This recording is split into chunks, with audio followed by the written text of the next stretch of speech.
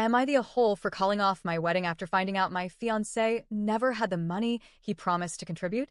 I, 33F, have been with my partner, 32M, for 5 years. He proposed in March 2024, and we agreed to get married in December 2025. He promised to cover 70% of the wedding costs and said he'd transfer money to my account whenever I paid for something. I ended up handling all the planning and bookings. By April this year, I had already paid around 500K local currency. But when I checked, he hadn't sent me a single cent. I kept reminding him, and he always said, "Yes, baby," after work. I work in an accounting firm with over 40 clients, so I'm insanely busy and didn't have time to double-check every day. But I trusted him. When we finally sat down to talk about it, I found out he didn't actually have the money.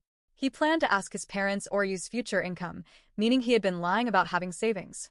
All this time, he bragged about being financially stable and successful. He's a lawyer, but apparently it was all talk. I understand that people can go through tough financial times, but lying about it and letting me carry all the burden? That felt like a betrayal. I decided to call off the wedding and the relationship. Now he's throwing the wedding expenses in my face, even though I did all the work. My parents think I should go through with it since the engagement has already been announced to family. Am I the a-hole for calling it off? I feel heartbroken, used, and honestly fooled. And seriously, if you can't afford to get married, why propose in the first place? Update. Hi, everyone. Thank you so much for the support. I didn't expect my post to get much attention, but reading your responses helped me feel less alone and more validated in what I was feeling. It's been a week since I called everything off. He's been texting and calling nonstop, flip-flopping between apologizing and guilt-tripping me. At one point he said, "We can still fix this. It's just money." But it was never just about the money.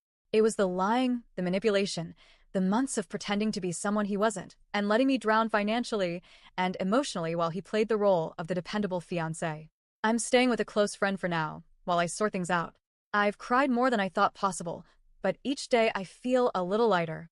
The fog is lifting. His family finally reached out, trying to mediate. His mom even asked if we could just scale down the wedding instead of canceling it. I told them very calmly that there is no wedding to scale down. I'm done. And I mean it.